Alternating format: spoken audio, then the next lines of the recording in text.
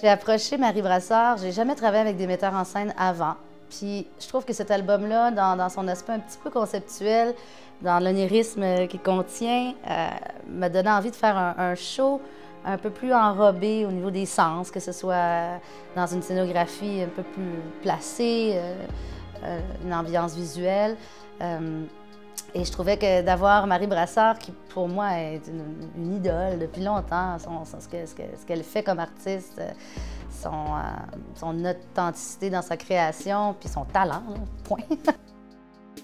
Son univers d'imaginaire, je me disais, ah, je suis sûre qu'on a des points communs, puis effectivement, elle nourrit le processus. Elle est là depuis le début, tu sais, dans toute l'image de l'album. Je l'ai consulté sur des choix de pièces.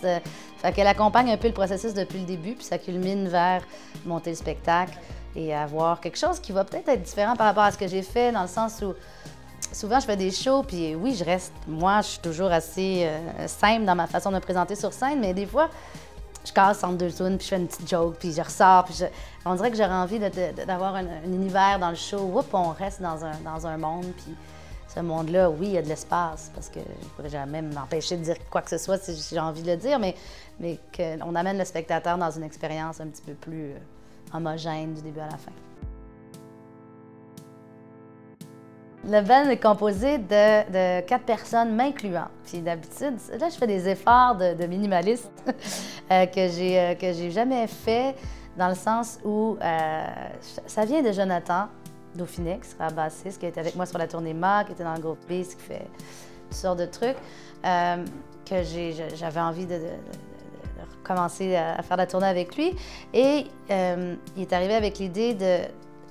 On peut-tu restreindre la quantité d'équipement qu'il va y avoir sur scène? Est-ce qu'on peut faire beaucoup avec moins? Puis est-ce qu'on peut, quand il va y avoir un pad ou un truc qui est touché, qu'on soit capable d'identifier qui le fait et quel son ça génère, plus qu'être dans le mystère du laptop puis des trop de patentes où on ressent plus nécessairement ce qui se passe. Alors c'est vraiment la visée qu'on a pour le show live. Arriver sur scène, mais là, c'est le temps de s'éclater, puis ça nous fait vivre certains états d'intensité qu'on ne retrouve pas ailleurs. C'est pour ça que c'est une petite drogue, puis que c'est le fun d'avoir ça dans sa vie.